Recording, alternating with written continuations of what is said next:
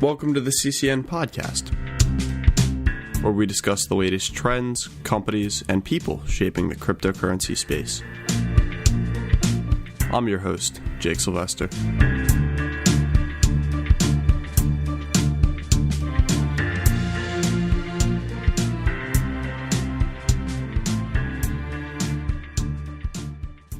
Hey, how you doing, everybody? I'm here with Michael Dunworth, the CEO of Wyre. How you doing today, Michael? Good. Thanks for having me. Yeah, it's awesome to have you on. So explain a little bit about what Wyre is.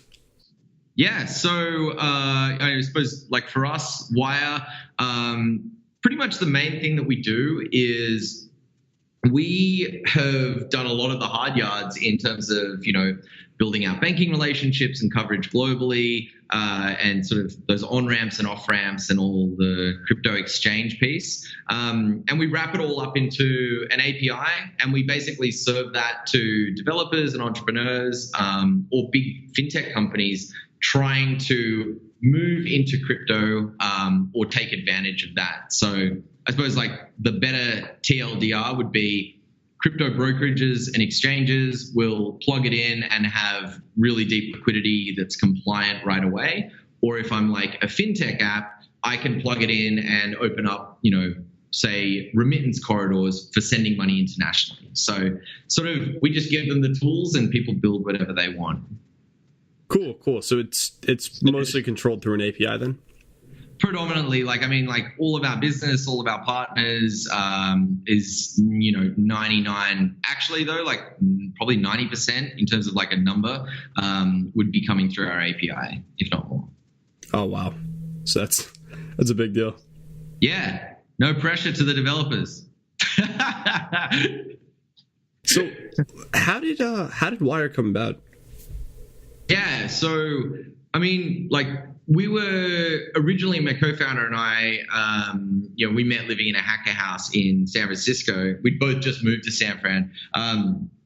Basically, long story short, that's not going to end up being short. But basically what we did, we were like, okay, let's build out like a one-click checkout for the internet. So it's like, if you wanted to go shopping on 5 different websites, you're not filling out all your details all the time.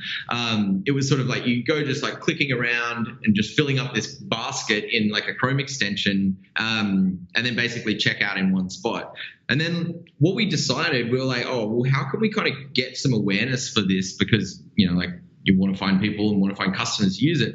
So we're talking about we're just like, oh, why don't we add Bitcoin? And we're like, okay, sweet. So basically people with Bitcoins could spend it and we'll go and buy the product for them.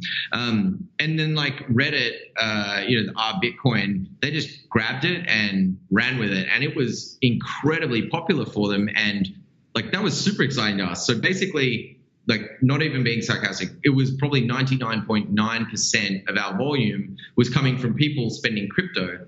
And this was back in 2013. So this was right around just when that insane bull run happened in 2013. So obviously, if we're giving people a place to spend crypto, that's really exciting for them because they're just making like 50% increases a day because the price is going bananas. What's funny is actually our revenue stream was predominantly, we'd buy it with a credit card that was my co-founder's credit card. So he's got like basically the best credit score in like North America, it feels like, because he was spending like, 25, 30 grand a day and paying it back every day. But he wasn't earning much money. And the way that we made money as a company was we were getting 2% cash back on that card. So that was like a really cool revenue stream for us. Anyway, we went through that whole ordeal. We ended up adding wallets, in 2014, 2015, as the crypto winter started to set in, which is what we're probably about to bunker down for now. And like, as we started adding wallets and sort of merchant checkouts and wallets, we had a lot of people ask about, they were sending money using Bitcoin and they were like, look, I've got to go US dollars to Bitcoin. I send Bitcoins to Bitstamp and I convert them into euros and pay them into my bank. How can you guys be bothered making that just into sort of one experience? And we were like, all right, cool. Let's see what we can do. And then we basically trialed it and it was like that was 2016, or the end of 2015, start of 2016, and it was like 15 or 20x any daily volume we'd ever done, and we were like, at the time, that was really cool because it was winter, like crypto winter. It was actually literally summer at the time, but it was crypto winter, and that was a non-seasonal thing. You know what I mean? Like, there's no, if there's a bull run, we're going to be well positioned. It wasn't anything like that. It was more just a case of people need to send money. They don't give a shit whether they're using crypto or not. If it gets there faster and it costs them less, ta-da! Like, people like that. And that was really exciting to us. So we'd sort of focused on that, and we rebranded as that came to fruition. We rebranded to Wyre because we felt like Snapcard had sort of been jumping along different hoops and stuff like that. We felt like just like a cleaner kind of change of pace, and that's where we sort of emphasize like the developers and our API and all that kind of stuff. At the same time, I suppose for us, we were like, I am not Stanford grad and 3 years at Uber and then 4 years at Pinterest, and then now I'm coming out and doing my own thing and everyone's just like throwing checks at me in Silicon Valley. We're not like that. Like, as a team, we're much more scrappy, and we always thought, like, if we're not going to be the ones that are raising like 80 to 100 million and we're only going to be raising 5 or 10 million, we need to basically put every dollar to work really, really carefully. So we'd always focused on like being the plumbing, like putting ourselves in the plumbing. So using the API to be the infrastructure for a lot of providers. And that's the elevator pitch on how we became Wyre. It's a long ass elevator, I realize. I'm sorry. Yeah, that's awesome. And the growth's definitely been insane for you guys since then. So tell us a little bit about your new partnership with MakerDAO that you guys announced today. Yeah, dude, MakerDAO. How good are they? Have you been following their stuff? Oh yeah, we interviewed the CEO a few weeks ago. Rude. Yeah, dude. Yeah, and they're I'll tell you what, they're a really good bunch of people. I remember I connected with them last year because we were sort of playing around with the idea, like, essentially, like, if you look at what the business was doing, if you're sending money, we're converting it into crypto and then hedging it and then converting it out of crypto. It's almost like you're sending US dollars to euros, and we're sort of price locking that for you so that you don't have the volatility. So obviously, naturally, it's sort of like similar to a stable coin. And we were looking at, what does a stable coin look like? And we were playing around with ideas internally. And, I went on basically just this binge of stablecoin related stuff. And then, yeah, one of my buddies was like, yo, have you checked out Maker? They're really cool. They've got a bunch of stuff. And I was just fascinated when I was reading about it. Firstly, I was fascinated because I didn't understand any of it because it was really just way above my head. I'm really stupid like that. But I read it like a bunch and I spoke to people about it. And after I learned about it, I was like, holy shit, like, that's that's a pretty ballsy attempt at like a project. Like, do you know what I mean? Like, you're making a global dollar with this whole sort of economic system and like loan system and stuff. And, I talked to them and I was just super enthusiastic about like, hey, what can I do to help? Or, like, I started thinking in our infrastructure, right? We've got all these people like partners that are using it. So like exchanges and brokerages and all these people that you've most likely used their platform before. We're sitting right down the bottom of their architecture. And I was like, okay, we give US dollar balances to people. We give, Canadian balances, euros. How cool would it be if all those US balances were like an ERC20 version of a US dollar, so to speak? And that was basically what DAI was. And I was like, that would be amazing, being able to send my US dollar balance from my Wyre account to my Kraken account, or my Kraken account to my, let's say, GDAX account. And I was like, that fluidity was really cool. And so I was just like, I kept joking with like some of the guys. I was like, I felt like a full-time employee there because I just wouldn't do anything but read or think. I was just like, I was pretty possessed by it. And then as a company, we made an investment in them last December or November. with, I think it was Polychain and Andreessen Horowitz. And yeah, just basically just been trying to find a way that we can improve our customers' products and also bring something like that to market, because that's pretty cool shit.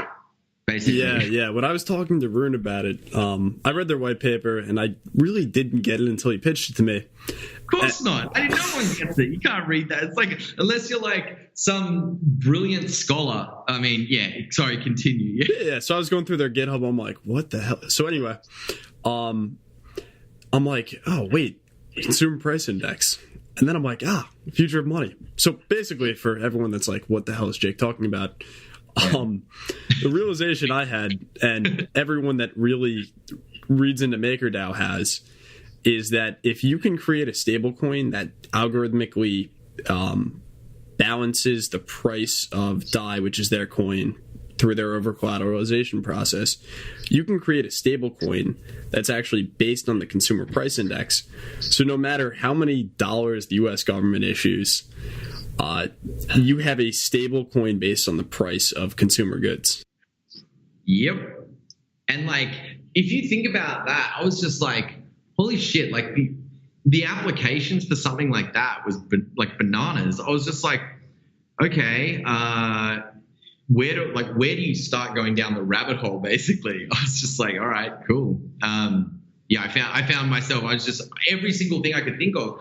And like, one of the things is super interesting. Like, obviously, I think looking at last year, right? You saw all these tokens, everyone's ICOing, everyone's grabbing $50 million in 20 seconds.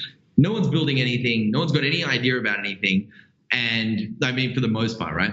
But these dudes have been like heads down grinding since like very shortly after Ethereum ICO, like back in like the early days of like 2015. Like, they have put in a lot of work and been like, I don't know how they do it, but they basically have been so patient, just very methodical every step of the way, and not sort of, I don't know, just like really long-term execution focused and not rushing anything, which is pretty critical. And I think that's really interesting when you compare that with like, other stable coins that, someone hears about crypto, 2 weeks later, they'd be like, oh, why don't we make a stable coin? That'd be a good thing. 5 weeks later, they've raised $50 million and they're saying, yeah, MakerDAO doesn't really know what they're talking about. I mean, a lot of teams, have challenges against MakerDAO and stuff like that. And I think that's super cool because, you want to progress and take constructive criticism. But I mean, and very few teams, even like protocol teams, like actual, like legit teams, they have not put in as much work or as much thought and effort into it that these guys have. So it's insane once you start just looking under the hood. Yeah.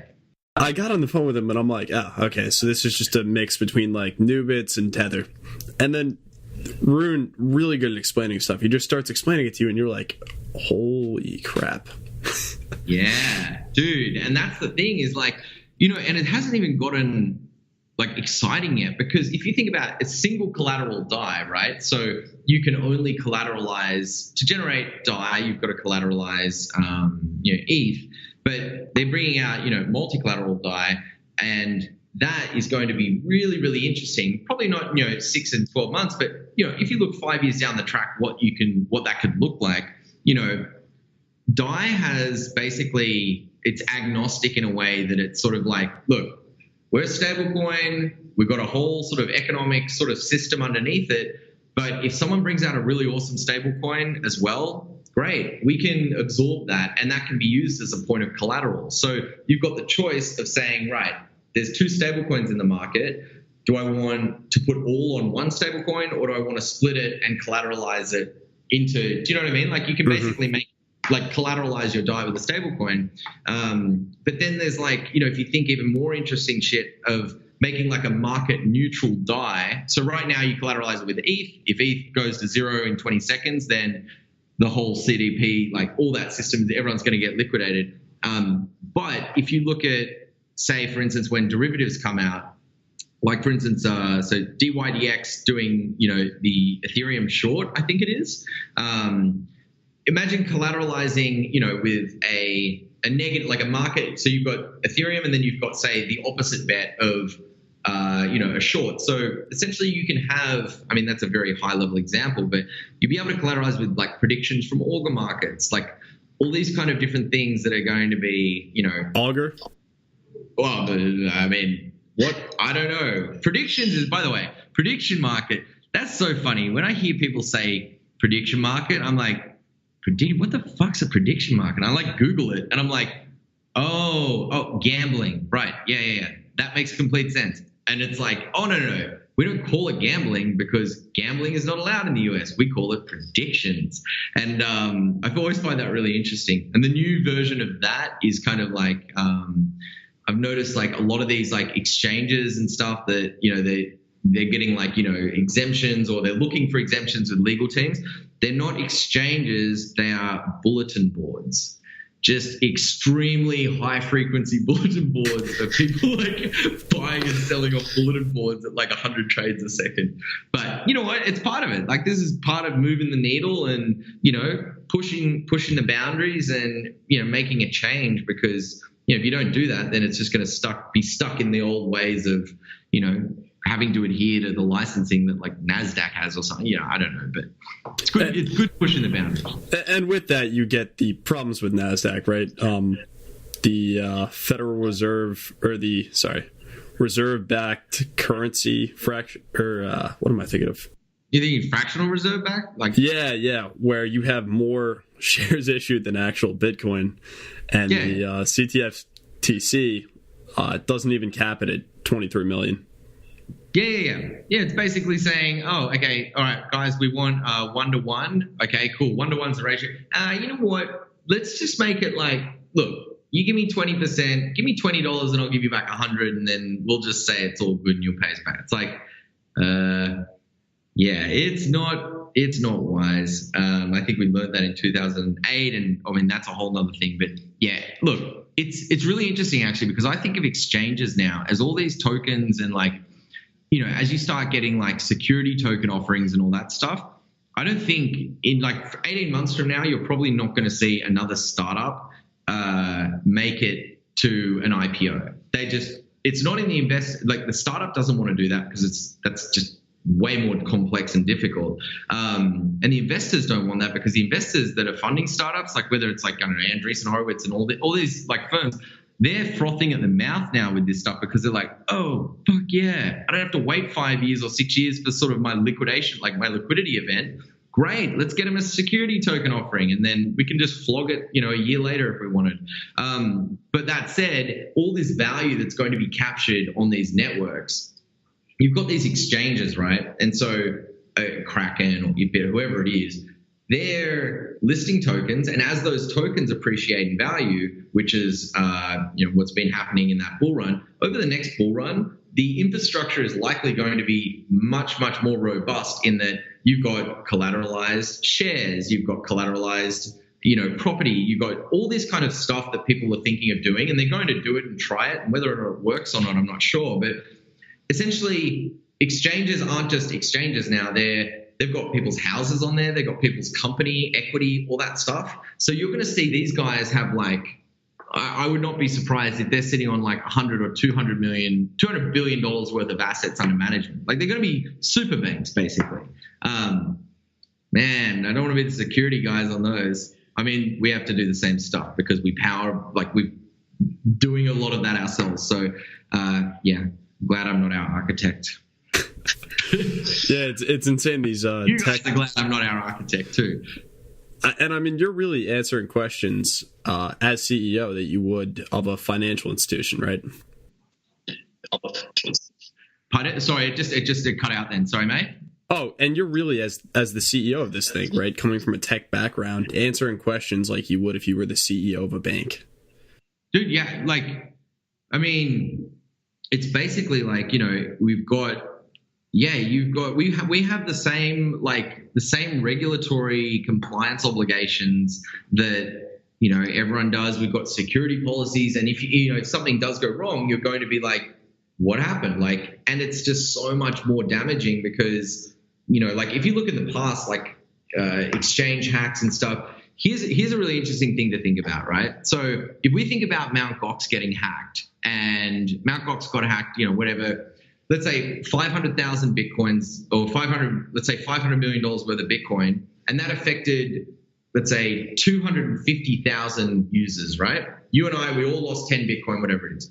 Now the stakes are so much higher in that if anyone gets hacked now, it's not 250,000 users, it's 5 million users. Like, Kraken, Binance, all those guys, they've got millions of users now. And even if the sum, like the headline isn't as dramatic as, Mt. Gox loses $500 million worth of Bitcoins, even if it's $100 million or even if it's $20 million, that's like 10 or 20 times the amount of voices that are pissed off because whether you're losing 10 grand or whether you're losing 6 grand or 4 grand, you're going to be pissed off. And so that sort of like that echo effect of, how that affects the whole ecosystem, that's going to be magnified just by so many levels.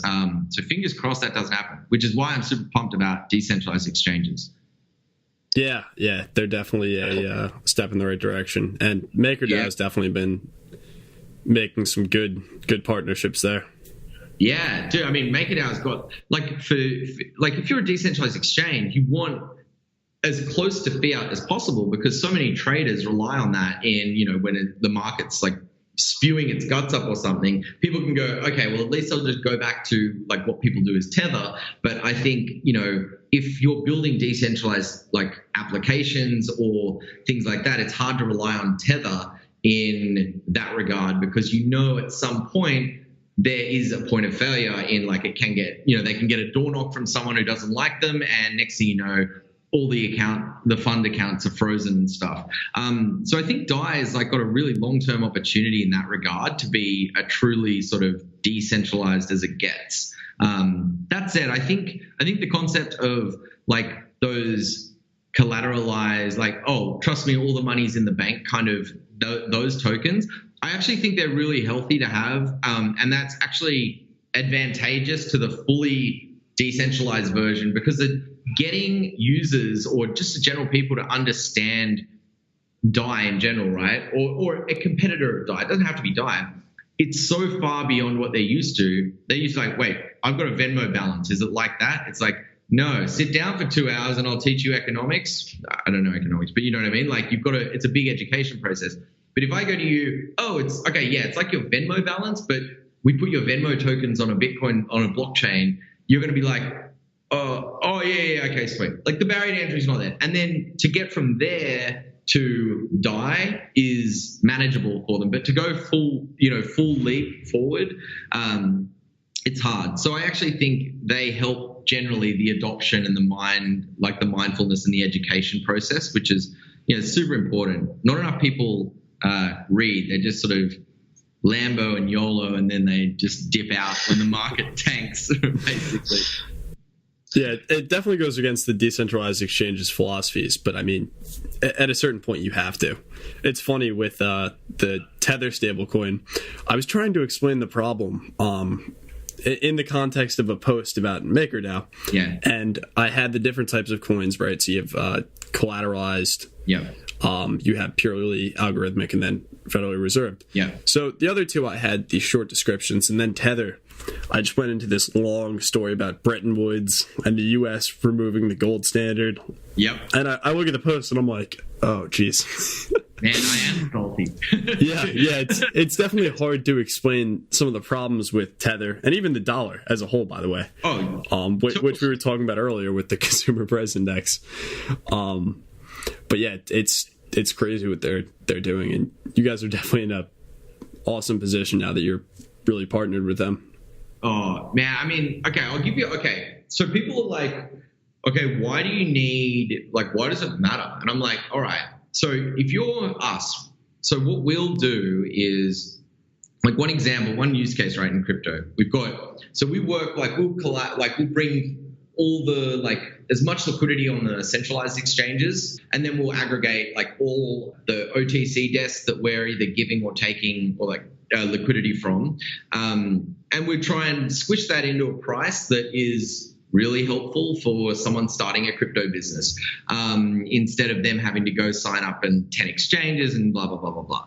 Now, part of that is we have people, for example, that we power that are, overseas. So they might be in Australia. So what we do is they store a large sum of money with us, like a fiat balance, right? They store that with us, and then they'll chip away at that and hit our API. When someone goes to them, like let's say they'll go to them and you go to this our partner and you go, hey, I want to buy $500 worth of Bitcoin. Here's my Australian dollars. You're going to give them the Australian dollars. They're going to hit our API and say, hey, I know we got money with you. Can you convert 500 Australian dollars into Bitcoin and send it to us, please? Do you know what I mean? Like basically buying it off us. And then when they resettle that float, like if they're doing like, let's say $1 million a day, there's a flight time in that capital. So when they initiate the wire transfer to us, they'll transfer, through their FX partner. And sometimes that can take, we'll get a confirmation right away, but it takes 48 hours to get there. I'm like, yo, if we have DAI, we're straight away. Like it's right there. It's like instant. And so we win because it's less capital outlay. And they win because obviously it's, more real-time transacting. It's interesting. So like on that same note, people are like, I don't really get it. Like you've got like a US dollar balance anyway. Like what's the point? And I'm like, I'll tell you what the point is, dude. If you think about trading, right? Crypto is really interesting because crypto markets typically operate, like when the banks operate or, 9 to 5. Crypto is 24/7. It does not take the day off on Chinese New Year, Christmas, whatever it is, like your special holiday. It is not taking a break. And that means on a weekly basis, a typical trading windows or bank hours, so to speak, for fiat transfers, right? That's 40 hours a week. Now, with crypto, it's 24/7. That's 168 hours a week. So you have a 420% throughput difference that what's happening, everyone's trying to like net settle and be like, yeah, we'll extend the line of credit so that you can trade for the weekend and all these kind of different things. But the reality is like, man, if we were like, yo, are we cool? Are we all good? Yep, DAI's worth $1. Okay, thank you. Good. Let's use that. And we've actually, we've been pushing that pretty aggressively because, like, for them, you think about forget about just the time frame. If you think about it from trying to being an engineer and you have to integrate a bank account with no API and you've got to use a screen scraper from like Yodlee, and then you've got to build some sort of custom internal authentication for 2 of the treasury team to sign off on, blah, blah, blah, blah, blah. That becomes really painful versus, I've just integrated the blockchain and I can see it settled right away. Here's a link. You can't call me a liar because there's a whole bunch of proof of work supporting this. So when you think about that, like, dude, it's just insane how many more efficiencies beyond just the obvious ones. How much more it makes businesses so much more efficient, more cost effective, easier to start. And I'd imagine the phishing potential in there is pretty high, right? You're getting a wire transfer of $10-15 million. Yep. So one of the things we've seen in real estate is they'll hack into these real estate attorneys' accounts and they'll be like, hey, client, can you wire the money here now? And they'll lose $250,000, $500,000 deposit. You're talking about potentially $5, $10, $15 million over a wire. The biggest thing is, phishing is, or like impersonation, all kind of social engineering is, typically the best access point to bring down the house. And that comes that in itself comes with so much like training. Everyone that comes into work, you've got to be conscious of privacy stuff. And people talk about like privacy and data security and stuff. And people talk about like, oh, what have you got to hide? It's like, you don't realize just how many hyenas there are out there. Just, they're salivating for you to drop the ball and give them a tiny window of access. Like, BitPay, they had a phishing or like an impersonation situation I think it was 2015, and they lost like, I felt really bad for them, obviously, but like they lost a ton of money, and the insurance company, I don't think, covered it because they were like, yeah, they never do.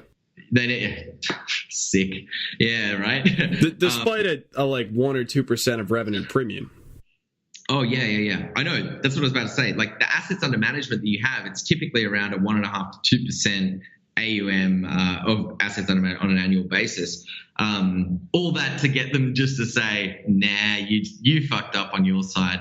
But no, I think now most of that sort of operational like OPSEC stuff, people doing like, we're really conscious of it. We'll do like a bunch of Skype calls, or we'll already know if you're using your old device that's already been fingerprinted, so we don't have to worry about, trying to make obviously balance between user experience, but also like not being irresponsible. It's like lots and lots of money, and people can you can be very easily desensitized to how much money you're throwing around when you're just like pushing buttons. You're like, oh yeah, 500,000 there, 1.2 million. It's like, whoa, this is like all the rent money for this month in San Francisco.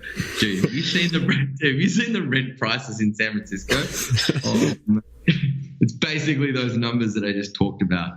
Anyway, yeah, but it's interesting how quickly people can get desensitized, and you've got to like really kind of remind people like, yo, there's a lot of money on the line. Yeah, it's interesting. Yeah, and I mean, plus, you could have the best training internally. All it takes is one person outside to send an email, right? Maybe they went through a sender protection framework and got around that. Be like, hey, can you wire the money here instead? We had an issue with the bank, crypto law. Yeah. No, totally. And you know what? You know what's really interesting? So we look a lot at like all these different like things that people do, and it's bad practice usually if you understand what people do. You don't want to tell them that you know that, and that's like I think that's actually like one of the things, like when you look at it, let's say, people always get the shits when their crypto exchange account gets closed, and it's like, sorry, we can't tell you anything, but your account's closed now. It's like, what the fuck? Like, why? Give me an answer. Because the moment you do give an answer, like it's because obviously you want to be like, yo, I know you're a customer of ours and we really valued that, but I can't tell you anything. And it's like, okay. And the reason why is because the moment you start disclosing, oh, well, your account got closed because, you had more than 10 transactions come from an illegal dark market site, or, something that basically goes, that's what I got to look out for. No worry. And people just learn about how to gamify it. So, that's like really interesting. So, but with like the security stuff, it's really interesting. Like Google is usually, the Google Forms and like Google Docs and sharing Google Docs and stuff like that, especially when it's on mobile. It's, they'll get a link that looks like hey, they edit this document, and, they'll go to open it and it's got an SSL certificate. When you're doing a lot of stuff all day, every day, it's hard. You kind of subconsciously see the green padlock on your phone, the sun's on your phone, so it's kind of glary. And, sometimes if people have, we've looked at, like, heard about like a ton of different scenarios, but people click on it, and what happens?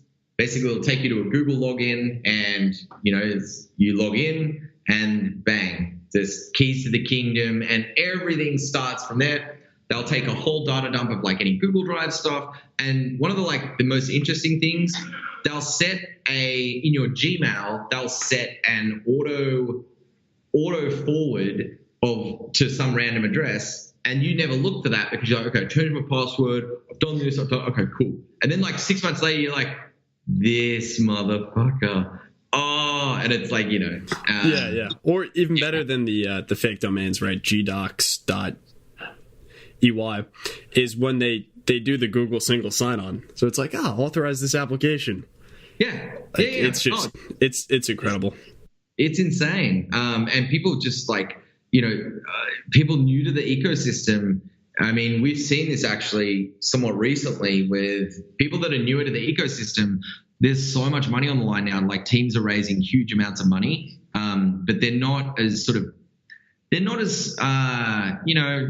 scarred and like burnt from this industry, from just like being DDoSed every other day, or like, all these sort of scenarios that you've been through, you kind of get battle tested. So yeah, some people have been really unfortunate with like, tripping over the wires or, whatever the scenario is. But yeah, it's a bummer. It's a real bummer. Yeah. Yeah. So you guys raised a Series A in December of 2016. So we announced it in December, but yeah, we closed it. I think it was like August. Oh, okay. So that's not as bad, but anyone listening to this that knows what happened in December of 2017 is probably wondering, in hindsight, how you feel about that. Oh, well, I tell you what. Firstly, I'm like, some people can juggle really well. Some people can ride a bike really well. Some people can raise money really well. I can't juggle really well. I can't really run. I'm shit at all three, basically. But we raised money in 2016 because, we needed the money, and that was just sort of the next chapter for us as a company. And that was a really fantastic thing for us. But obviously, 2017, everything just like got put on steroids, basically. Valuations, velocity of growth, all that kind of stuff. Having said that, I mean, we had a lot of opportunities, and we were approached quite a lot for the idea of doing like an ICO and things like that, and by actually like very reputable investors as well. The thing is though, like, I mean, with valuations, right? Everyone loves like the big exciting headline of like raises like $1 billion valuation. Unicorn. Like unicorn, right? That's great, but dude, if you're raising at that and your numbers, especially in crypto, right? Like, let's take a graph, right? So crypto goes like this. If you're raising at the peak at some like insanely crazy valuation, if you roll off that peak, the delta between the two has now gotten gnarly, and you're basically, the shoes you've got to fill have just gotten way bigger. So I'm much more, not conservative, I'm just more realistic. Like, I don't want to raise at like a 600 times earnings unless we've got some insane sort of velocity of growth that would justify it. I'm probably the most fair entrepreneur when it comes to that shit, because I don't want the burden of having to grow into some $1 billion valuation. Like, do you know what I mean? Yeah, and I think there are two split ideologies there. There's the conservative one, which is yours. Then there's the, we better raise as much money as possible right now before the valuations drop off. And then we won't have to raise again for 5-10 years. Yeah, but here's the thing. If you're like, okay, so people that raised money last year, now we're starting to see, okay, so basically if you do an ICO or something like that, you turn into a publicly traded startup, basically. So anything, like, Mark Zuckerberg comes out tomorrow and says, I'm quitting Facebook because, we lost all our data, the stock would tank. In the same way, if you're running an ICO and it's like, we've got, this advisor from this place and this VP of engineering that was, formerly at this place, the moment they get taken off the website or anything like that, people start being like, the rumor mill starts, and now you've got your coin getting chucked around like a yo-yo on Binance. And it's like, it's fascinating. And I think that's like a really interesting dynamic in general, is like how you seed the community in general. So like, if I'm raising money, do I want everyone to have, like, everyone to buy into my token, lots of token holders, and then do I want to list it on Binance? Or do I want to take like a more patient approach? If you're building a network, you can't seed it correctly if you basically are just opening the floodgates. Like, it's an early ripe, early rotten scenario. But if you look at Bitcoin, right?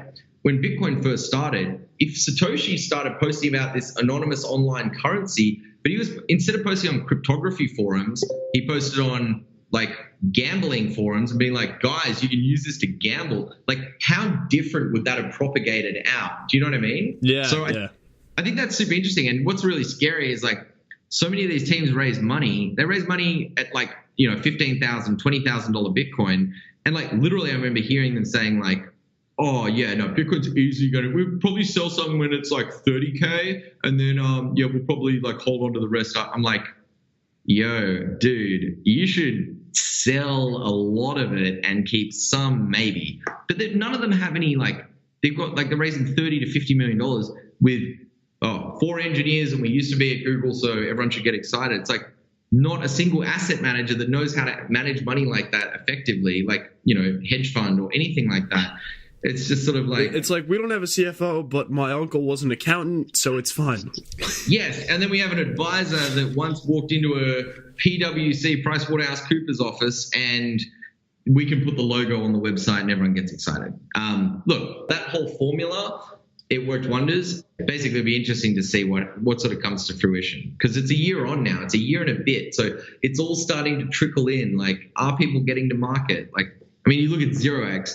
Man, 0x have crushed it out of the park. Like, I mean, we put a post up about their token model, which was, mixed reviews. But I mean, like, we're a similar company to them in a way. We aggregate a lot of liquidity and we're trying to drive liquidity for people. So, we were coming from a very sort of, hopefully a helpful side. But like 0x has shipped a lot of code, a lot of product. They've been incredible. They are the benchmark, in my opinion, from start to finish, like where they are now, the whole way. Their ICO, the amount of money that they raised, it wasn't in like, it was a lot of money, like $30 million. It's crazy. But, it was wallets, allocations, everything like that. I feel like they are a good example in the ICO capacity. But now you've got teams, dude, this is how scary this is, Jake. So some teams are now looking at how to raise their next round, because an ICO is like a one bullet, you know what I mean? And now they're sort of thinking, how do we like get acquired by a private equity? Like, some of the formulas and ways people are trying to construct this, I'm just like, oh my God, dude, you know what I mean? It's fascinating. People just don't let up. So, That's insane. So speaking of the future, where do you see Wyre in like 5 years?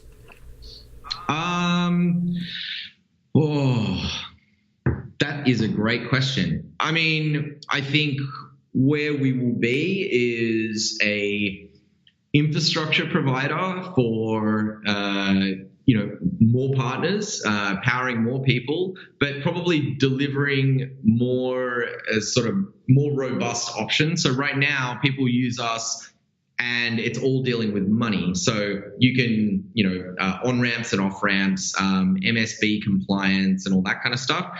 In 5 years, I would say they'd be doing that, but it would also be with securities. So, they'd be able to meet the standards that are needed with like FINRA and the like an alternative trading system and broker-dealer. And then also with the CFTC for like, different like instruments or like derivatives products. So options, futures and things like that. Right now we power, we're sitting under the hood of brokerage services, exchanges, recently a bank as well, which is super cool, because we get to like help them, scale all their crypto stuff, and that's super exciting. And these people are going to want stuff like their market, the market appetite, just like we've seen people go from buying and selling Bitcoin to buying and selling Bitcoin plus, 50 other tokens. And then it's going to be 50 other tokens plus real estate securities plus all this stuff. And then it's going to be options trading, blah, blah, blah. So basically, we are literally going to be walking around planet Earth just trying to get more licenses, more bank accounts, more smooth on-ramps, off-ramps, and just letting people build really cool shit, I'm killing it. Because it's... No, I mean, not yet. It's killing me. But if you think about it, like, that's one of the things, like, we had like this light bulb moment as a company where it's like, there's no way this industry is going to move fast. Like, it's moving insanely fast, but it should be moving much faster. But there's no way it's going to do that if everyone has to have, a 6-week to 9-month onboarding process to get a bank account as a crypto company, or if everyone has to get legal opinions and sink all this money. Like, the barriers to entry are too high. So if we can be like, Jake, go build your amazing, cool application on crypto. Here you go. Here is all the headaches in a box.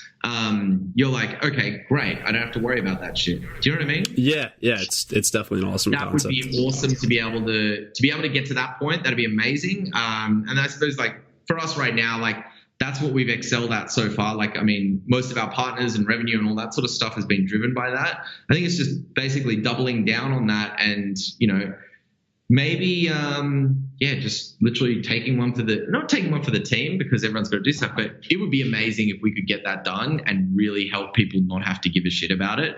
Trust me, it is just the biggest punish ever. All right. Awesome. So I think that's it. Thanks for talking to me. Thanks so much for having me on. Appreciate it.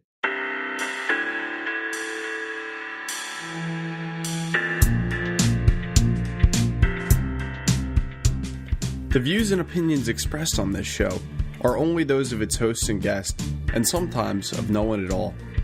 The CCN podcast was produced by Rockwood Audio and hosted by ccn.com. To find out more about CCN and the podcast, check us out at ccn.com. You can also follow us on Twitter at CryptoCoinsNews. If you enjoyed the show, please be sure to rate and subscribe.